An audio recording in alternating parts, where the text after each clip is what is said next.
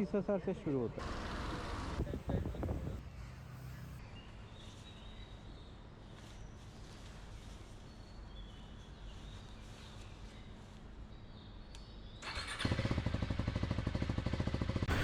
Hello everyone, good morning, good afternoon, good evening wherever you are. Welcome to my channel.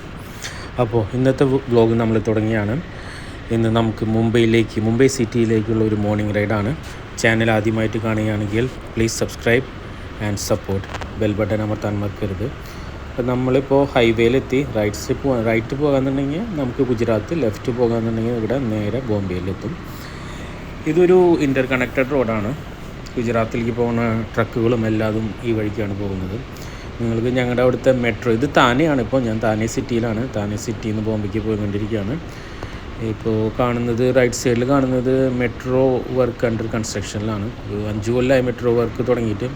1 കൊല്ലം വേണ്ടി എടുക്കുന്നു തോന്നുന്നു കഴിയാൻ. ഇവിടുത്തെ ഫ്ലൈ ഓവറിൻ്റെ താഴെ കണ്ട മഴവില്ല് കളറ്, പണ്ടത്തെ ദൂരദർശൻ്റെ സ്ക്രീൻ സേവർ പോലില്ലേ. അപ്പം നമ്മളിപ്പോൾ NH-48 കൂടെ മുംബൈ ലക്ഷ്യമാക്കി പോവുകയാണ്. ഇതാണ് ഒരു ടോൾ പ്ലാസ. ഇതിനെ പറയുക മുളുണ്ട് ടോൾ പ്ലാസ എന്നാണ്. ഇതാണ് ബോംബെയുടെ ബോർഡർ. ഇത് കടന്നു കഴിഞ്ഞാൽ നമ്മൾ ബോംബെയുടെ ഉള്ളിലെത്തി. കണ്ട, അപ്പോൾ നമ്മൾ ടോൾ പ്ലാസ കടന്നു. ഈ ടോൾ പ്ലാസ ഇപ്പോൾ ഇല്ല കേട്ടോ. ഇപ്പോൾ പ്രൈവറ്റ് വെഹിക്കിൾക്കൊക്കെ ഇവിടെ ഫ്രീ ആണ്. കമേഴ്ഷ്യൽ വെഹിക്കിളിൽ മാത്രമാണ് ടോളുള്ളൂ. ഇവിടെ നിന്ന് ഒരു 35 കിലോമീറ്റർ ഉണ്ടാവും ബോംബെക്ക്. നമ്മൾ ഇവിടുന്ന് ബാക്ക് റിവേഴ്സ് ഒരു 1400 കിലോമീറ്റർ പോകാൻ വെച്ചാൽ ഡൽഹി എത്തും. ഡൽഹിക്ക് പോണ വഴിയും ഇത് തന്നെയാണ്, ഓപ്പോസിറ്റ് ഡയറക്ഷൻ. ബോംബെയിൽ പോണ വഴിയിൽ കുറേ ഫ്ലൈ ഓവറുകളുണ്ട്. അപ്പോൾ ഇങ്ങനെ ഫ്ലൈ ഓവറുകൾ കയറി ഇറങ്ങി പോകണം. പക്ഷേ ഒരു ഇമ്പോർട്ടൻറ്റ് കാര്യം, ചില ഫ്ലൈ ഓവറിൽ ബൈക്ക് അലൗഡ് അല്ല. ഫോർ എക്സാമ്പിൾ ഈ ഫ്ലൈ ഓവറിൽ ബൈക്ക് അലൗഡ് അല്ല. അവിടെ ഒരു ബോർഡ് വെച്ചിട്ടുണ്ട്. അപ്പം നമ്മൾ താഴേക്കോടെ തന്നെ പോകേണ്ടി വരും. താഴേക്കോടെ പോയാൽ അതേ ട്രാഫിക് സിഗ്നൽ എല്ലാതും നമ്മൾ ഫേസ് ചെയ്യും. പക്ഷേ വേറെ നിവൃത്തിയില്ല. മുകളിൽ കൂടെ പോകാമെന്ന് വെച്ചാൽ ചിലപ്പോൾ ഫൈൻ അടിക്കുക അവർ. ഇതെന്തോ ഒരു മീൻ മാർക്കറ്റാണെന്ന് തോന്നുന്നത് കണ്ടിട്ട്. അതെ, എല്ലാവരും തലയിൽ ആ ബോക്സൊക്കെ ഉണ്ട്. അതും മീനിൻ്റെ ബോക്സാണത്. അത് ഓൾമോസ്റ്റ് VT സ്റ്റേഷൻ എന്ന് പറഞ്ഞാൽ വിക്ടോറിയ ടെർമിനസ്. ഇപ്പോൾ പേര് മാറ്റിയിട്ട് CST എന്നാണ് പറയുക, ഛത്രപതി ശിവജി ടെർമിനസ്. ലെഫ്റ്റ് സൈഡിൽ കാണുന്നതാണ് റെയിൽവേ സ്റ്റേഷൻ. അതായത് ബോംബെയുടെ ബോംബെയിലേക്ക് വരുന്ന എല്ലാ ട്രെയിനുകളും ലാസ്റ്റ് സ്റ്റേഷനാണത്, ലാസ്റ്റ് സ്റ്റോപ്പ്. ഇതൊരു ബ്രിട്ടീഷുകാർ നിർമ്മിച്ച സ്റ്റേഷനാണ്. അതുകൊണ്ട് അതേപോലെയുള്ള ആർക്കിടെക്ചറൊക്കെ നിങ്ങൾക്ക് കാണാം. കുറേ മലയാള സിനിമകളിൽ ഇത് കാണാം. മറ്റേ ഹിസ് ഹൈനസ് അബ്ദുള്ളയിൽ ശ്രീനിവാസൻ വന്നിറങ്ങുന്നത്, എത്രയോ മലയാള സിനിമകൾ ബോംബെയിൽ ഷൂട്ട് ചെയ്തേക്കുന്നത്. മോഹൻലാലിൻ്റെ തന്നെ എത്ര എണ്ണം, ആര്യൻ, അഭിമന്യു, ഇന്ദ്രജാലം, ആറാം തമ്പുരാൻ, അങ്ങനെ കുറേ സിനിമകളുണ്ട്. ഇപ്പം നമ്മൾ ഓൾമോസ്റ്റ് CST സ്റ്റേഷൻ്റെ മുൻപിലെത്തി. ഇതാണ് BMC എന്ന് പറയും, ബൃഹൻ മുംബൈ മുനിസിപ്പൽ കോർപ്പറേഷൻ. എല്ലാവരും തെറ്റിദ്ധരിക്കും ബോംബെ മുനിസിപ്പൽ കോർപ്പറേഷനാണ്. അല്ല, B stands for Brihan Mumbai. ഇതൊക്കെ എത്ര സിനിമകളിൽ കണ്ടേക്കണതാണ് അതൊക്കെ. പക്ഷേ ഇവിടെ വരുമ്പോൾ എന്തോ ഒരു പ്രത്യേക ഫീൽ തന്നെയാണ്. ഒക്കെ ഒരു ലണ്ടൻ സിറ്റിയുടെ അതേ സെയിം ആർക്കിടെക്ചർ തന്നെയാണ് ഇവിടെ. ഇതാണ് ജഹാംഗീർ ആർട്ട് ഗാലറി. ഒരു ഫേമസ് ആർട്ട് ഗാലറിയാണ്. പല ഫേമസ് ആർട്ടിസ്റ്റിൻ്റെയും ചിത്രകാരന്മാരുടെയും ചിത്ര പ്രദർശനവും എക്സിബിഷനൊക്കെ ഇവിടെ നടക്കാറുണ്ട്. ഞാൻ 1-2 പ്രാവശ്യം കാണാൻ പോയിട്ടുണ്ട്. നമ്മൾ നേരെ ഗേറ്റ് വേ ഓഫ് ഇന്ത്യ ലക്ഷ്യമാക്കിയിട്ട് പോവുകയാണ്. ഇപ്പം നമ്മൾ എത്തി. ഇതാ കാണുന്ന ഗേറ്റ് വേ ഓഫ് ഇന്ത്യ. ഇന്ന് സൺഡേ ആയ കാരണം വലിയ തിരക്കൊന്നുമില്ല. ഭയങ്കര ചൂടാണ്. ഇപ്പോൾ കുറച്ച് വെള്ളമൊക്കെ കുടിച്ച് നമ്മൾ അവിടെ എന്താ പറയുക, ഇങ്ങനെ സ്ഥലമൊക്കെ നോക്കി നിൽക്കുക. അപ്പോൾ ഒരു പയ്യൻ വന്നിട്ട് എന്നോട് സംസാരിച്ചു. അവന് വണ്ടീനെ കുറിച്ചാണ് അറിയേണ്ടത്. ഏതാ വണ്ടി, എത്ര പവർ ഉണ്ട്, എന്ത് വിലയ്ക്ക് വാങ്ങിയ, എത്ര മൈലേജ് കിട്ടും. സ്വതവേ എനിക്കും ഈ വക ചോദ്യങ്ങളൊക്കെ പണ്ടും മനസ്സിലുണ്ടായിരുന്നു കേട്ടോ. അപ്പോൾ ഇതാണ് നമ്മുടെ ഗേറ്റ് വേ ഓഫ് ഇന്ത്യയുടെ ചുറ്റുള്ള പ്രദേശങ്ങൾ. ഇവിടെ ഇപ്പോൾ സൺഡേ കാരണം തിരക്കില്ല, അല്ലെങ്കിൽ ടൂറിസ്റ്റുകളുടെ ലഹളയാണ് ഇവിടെ. കാരണം ഇവിടെ നേരെ ഓപ്പോസിറ്റ് താജ് ഹോട്ടലുണ്ട്. ഇത് എത്ര ഫേമസ് ഹോട്ടലാണെന്നറിയില്ല. ഇവിടെയും 2008 ഒരു ടെററിസ്റ്റ് അറ്റാക്ക് നടന്നിട്ടുണ്ട്.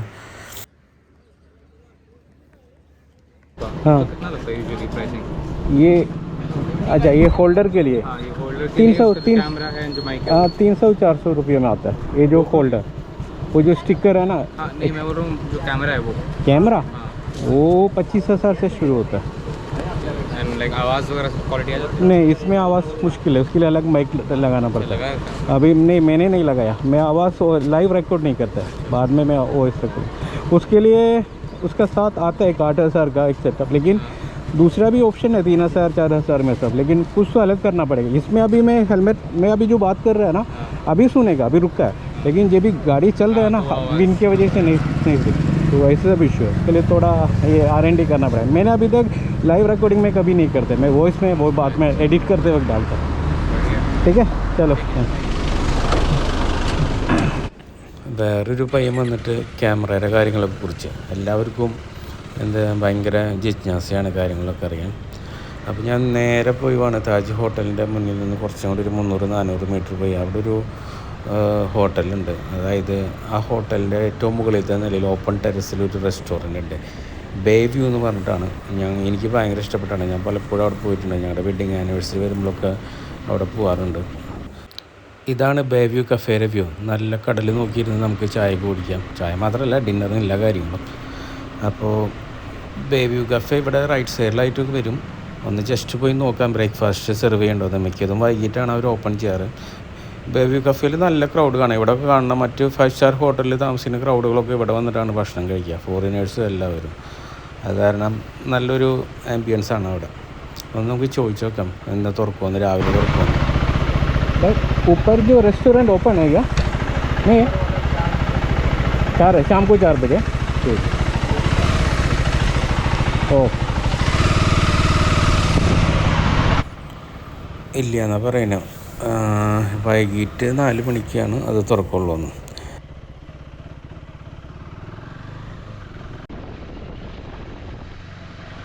ഓക്കെ, അപ്പോൾ നമ്മൾ തിരിച്ച് പോവാണ്. അപ്പോൾ ലെഫ്റ്റ് സൈഡിൽ താജ് ഹോട്ടൽ, റൈറ്റ് സൈഡിൽ നിങ്ങൾക്ക് ഗേറ്റ് വേ ഓഫ് ഇന്ത്യ കാണാം.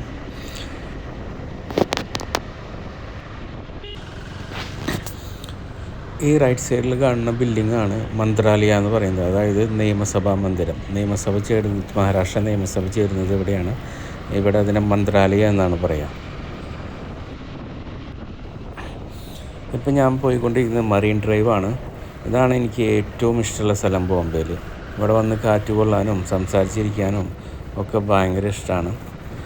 ഇപ്പോഴത്തെ റൈറ്റ് സൈഡിൽ കാണുന്ന ഹോട്ടലാണ് ട്രിഡൻറ്റ്. പണ്ട് ഒബ്രോയ് എന്നാണ് പറഞ്ഞിരുന്നത്, ഇപ്പോൾ ട്രിഡൻ്റ് ആണ് 5 സ്റ്റാർ ഹോട്ടൽ. ഇവിടെയും 2008 ടെററിസ്റ്റ് അറ്റാക്ക് ഉണ്ടായിട്ടുണ്ട്. ഈ ഒരു വ്യൂ നിങ്ങൾ പല സിനിമകളിലും കണ്ടിട്ടുണ്ടാവും.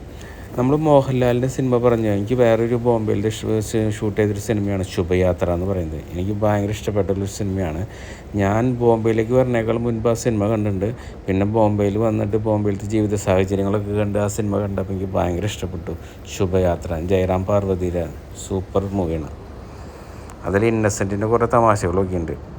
ദയയെ കാണുന്നതാണ് ഫ്ലഡ് ലൈറ്റ് ബാങ്കറ്റ് സ്റ്റേഡിയം, മറ്റേ മഹേന്ദ്ര സിംഗ് ധോണി 2011 വേൾഡ് കപ്പ് എടുത്തത്. ഇവിടെ ഇങ്ങനെ നടക്കാനും ഒക്കെ നല്ല രസമാണ്, കാറ്റ് കൊണ്ടിരിക്കാനും രാവിലെയൊക്കെ. എപ്പോഴും ഇവിടെ ക്രൗഡ് ഉണ്ടാവും 24/7. ഇവിടെ എല്ലായ്പ്പോഴും ഇങ്ങനെ വിസിറ്റേഴ്സും ഫോറിനേഴ്സും എല്ലാവരും വന്നുകൊണ്ടിരിക്കും. അതിൻ്റെ ഇടയിൽ കണ്ട ഒരു കാഴ്ചയാണ് ഒരു പൂച്ചക്കുട്ടി. എന്ത് ഭംഗിയാണ് കാണാൻ, ഉറങ്ങാൻ തോന്നണം. പക്ഷേ ഇങ്ങനെ ഒരു ലുക്ക് നോക്കുമ്പോൾ ഒരു പുലിക്കുട്ടീൻ്റെ മാതിരിയുണ്ട്. കാരണം ഒരേ വർഗ്ഗമല്ല പൂച്ചയും പുലിയൊക്കെ. എന്താ ലുക്ക്. കുറേ നേരം അതിനെ തന്നെ നോക്കി നിന്ന് ഞാൻ. നല്ല ചൂട്, വെള്ളം കുടിക്കാണ്ട് ഒരു രക്ഷയില്ല. അപ്പോൾ അടുത്ത് നമ്മൾ വേറൊരു പുതിയ ലൊക്കേഷനിലേക്കാണ് പോയിരിക്കുന്നത്. ഈ ലൊക്കേഷൻ നിങ്ങളും കണ്ടിട്ടുണ്ടാവില്ല, ഞാനും ആദ്യമായിട്ടാണ് പോകുന്നത്. അതുകൊണ്ട് മാപ്പൊക്കെ ഗൂഗിൾ മാപ്പ് യൂസ് ചെയ്തിട്ടാണ് ഞാൻ പോകുന്നത്. ഇതിനെ വേണമെങ്കിൽ ഒരു ഹിഡൻ ജെം ഓഫ് മുംബൈ എന്ന് പറയാം. അധികം ആരും കാണാത്തതാണ്, നിങ്ങളും കണ്ടിട്ടുണ്ടാവില്ല എന്ന് വിചാരിക്കുന്നു.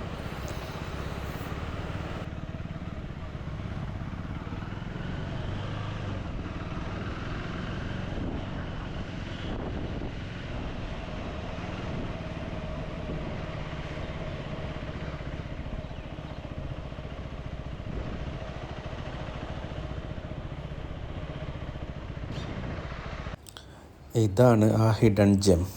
ഒന്ന് കണ്ടു നോക്കൂ. ഒരു ചർച്ചാണ്, അഫ്ഗാൻ ചർച്ച് എന്നാണ് പറയുക.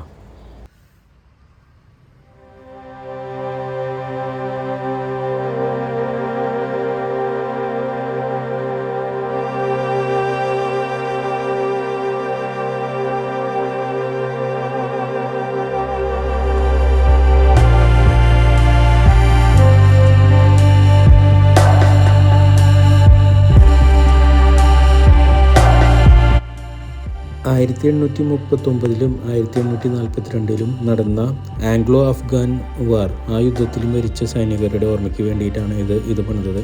ബോംബെയിൽ നിന്ന് കുറേ സൈനികർ അഫ്ഗാനിസ്ഥാനിൽ റഷ്യയുടെ അധിനിവേശം ചേർക്കാനായിട്ട് യുദ്ധത്തിന് വേണ്ടി പോയിട്ടുണ്ടായിരുന്നു. പക്ഷേ അവർക്ക് കടുത്ത തോൽവി ഏൽക്കേണ്ടി വന്നു. കുറേ പേര് മരിച്ചിട്ടുണ്ടായിരുന്നു. അവരുടെ ഓർമ്മയ്ക്ക് വേണ്ടി പണിതാണ്. ഈ പള്ളിയുടെ ഉള്ളിൽ കുറേ ഗ്ലാസ് വർക്കുകളുണ്ട്, പെയിൻറ്റിങ്, പലതരത്തിലുള്ള കളറുകൾ. രാവിലെ സൺലൈറ്റ് വരുമ്പോൾ അതൊക്കെ വെട്ടിത്തിളങ്ങും. ഒരു പ്രത്യേക ഭംഗിയാണെന്നാണ് എല്ലാവരും പറയുന്നത്. എനിക്ക് കാണാൻ സാധിച്ചില്ല.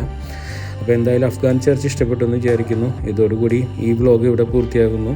വ്ലോഗ് ഇഷ്ടപ്പെട്ട് കഴിഞ്ഞാൽ സബ്സ്ക്രൈബ് ചെയ്യുക, മറ്റുള്ള ഫ്രണ്ട്സായി ഷെയർ ചെയ്യുക. അടുത്ത വ്ലോഗിൽ കാണും വരെ ബൈ ബൈ, ടേക്ക് കെയർ.